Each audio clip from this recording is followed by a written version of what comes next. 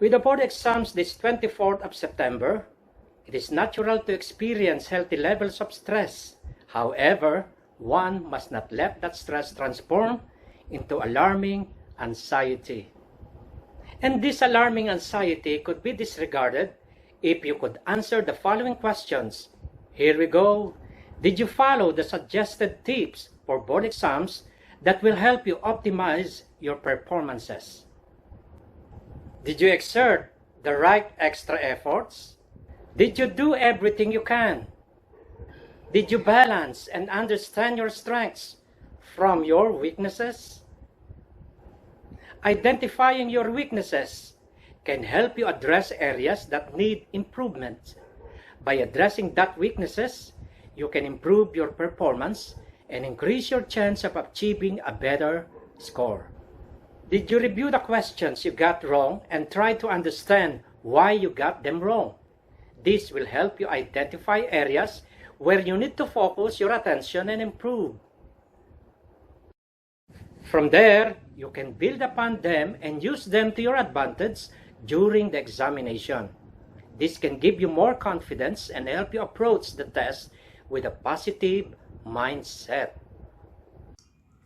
And to make everything experiential, we have clips of board passers who have undergone first-hand involvement in their journey towards the realization of their most cherished dreams. Ako nga pala si Teacher Vincent, and I will be giving you some advice for those who want to take their LET. Okay, so first advice is of course to pray. Okay, so it is really important that you put God first. Sabi nga nila, pag inuuna mo si God, uunahin ka din ni God. So always see to it that you will have your time allotment for your prayer. So to pray for all the things Ako po that si you Paul want. Gabriel I. Licop. Ako po ay graduate ng Polytechnic College of the City of Maykawayan. At ang aking pong course or degree ay Bachelor of Secondary Education, major in Social Studies. No? And recently po, I passed the licensure examination for professional, mga mag-take ng LET sa September. No? Nandyan yung pressure, nandyan yung kaba, yung takot, no? Yung anxiety, yung labis nating pag-iisip. No? Okay lang yan.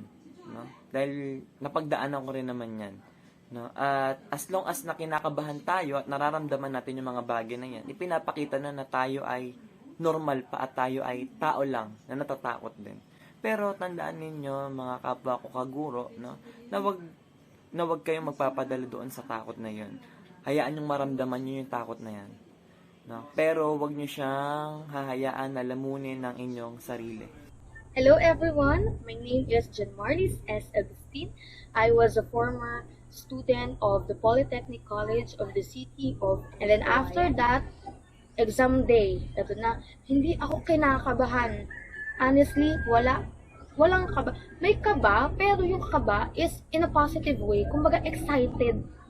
Yung kaba ko ay excited ako na mag-take ng exam.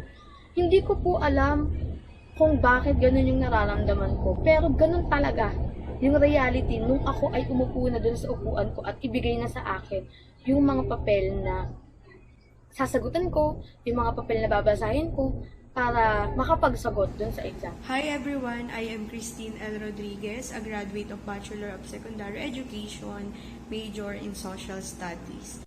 And I recently passed the licensure examination for professional teachers. I practice analyzation. Tulad nga ng sabi ko kanina, hindi naman natin kailangan kabisaduhin. Oo, sa Gen Ed, required. Then, pero yung Prop Ed, lalo na yung Prop Ed, kailangan mo ng analyzation kasi more on situational o lahat talaga situational. Kasi during exam namin nun, nagulat talaga ako as in situational yung lumabas. So, dapat yung question, bawat tanong, ay maglalaan tayo ng oras. Hello everyone, my name is Hannah Maria P. Casas and I am proud to say that I have passed the licensure examination for teachers last March 2020. You're just going to remember this mnemonic, HANNAH or HANA. The first one is have a review body. The second one, allow yourself to relax and rest. The third one, note to self, read, read, read. The fourth one, No to complacency. And the fifth one, aim for your Just license. stay calm, prepare well, and keep your head high at all times. Perceive this as a positive and transformative period in your lives.